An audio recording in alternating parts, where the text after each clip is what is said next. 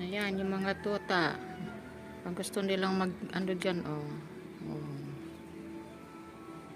Yung nanay, halos ayaw na niyang padidiin yung mga anak niya. Tapos, ayun, oh, binabaon yung sarili.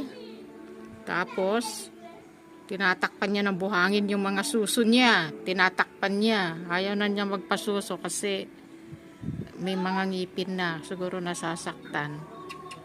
Oh. Tatabunan niya ng buhangin yung katawan niya. Hindi makadede yung mga anak niya. Oh. Oh, andyan, sinusundan siya. Loko-loko talaga itong nanay. Oh.